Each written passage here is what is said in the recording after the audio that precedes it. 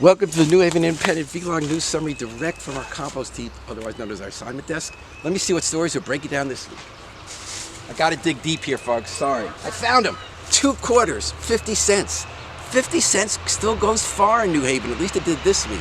A 73-year-old woman living at a housing cooperative, Florence Virtue, was getting evicted because she owed 50 cents. I'm not making this up. This heartless company called the Rich Man Group. The Rich Man Group is this national real estate company somehow muscled in, as happened at other housing co-ops, and got control of this housing co-op to run it.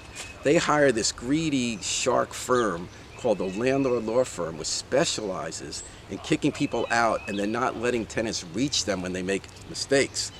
So Troy Streeter is in Alder in Dixwell, where Florence Virtue is. Running for a special election, he met this tenant, and he swung to the rescue. He got a 50-cent money order. It cost more than 50 cents to get the money order. He paid off the 50-cent debt, and she didn't get evicted. Now, Rich Man said, oh, this is a mistake. We're sorry. It wasn't a mistake. It's the business model. They come in, they hire this predatory law firm a tenant can never reach, and they just kick people on the knee, get as much money as they can, and I think those are the eyes on the complex. Go Troy Streeter. Cola is also thinking about money. Now, not this kind of cola. Some alders this week were talking about cost of living adjustments, COLA. They want to change the city charter to up how much we pay alders from $2,000 a year to $5,000 a year plus a COLA, cost of living adjustment. I think it's a great idea. It's basically a volunteer job, alder. And look what people like Troy Streeter do. They work really hard and they're close to the people. So we should pay them. But at the same time as they want to change the charter for a needed raise, they also want to do a power grab that hurts the city.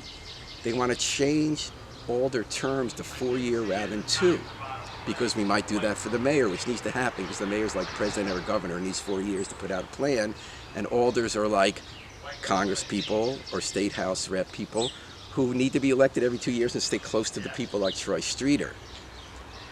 Think of what's good for the city, not just for yourself. Well, people are also writing checks, $1,000 checks. Well, not out of this checkbook, but there's a guy running for mayor named Tom Goldenberg who moved to the city a few years ago, and he used to work for McKinsey & Company. He said, I have friends all over the country. They might not care about New Haven, but they know me. They'll write me $1,000 checks, and I'll run for mayor, and that's how I become mayor. Well, in New Haven, there are other rules. So he's getting these $1,000 checks. 3 other Democrats are running for the party nomination this year for mayor. And unlike Goldenberg, they agreed to submit to limits under our public financing system, the Democracy Fund. We set that up in New Haven in 2007 to say people shouldn't be able to just buy elections and more people should have a chance to run. So they agreed to accept lower limits so no one could buy the office or a rich person can't just bankroll to win.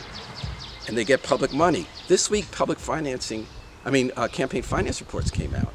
And really interesting news, all those $1,000 checks that Goldenberg got, his opponents raised more money with smaller checks once you count in the Democracy Fund.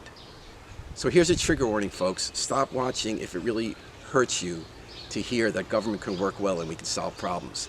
New Haven created Democracy Fund 16 years ago, the first one in the state.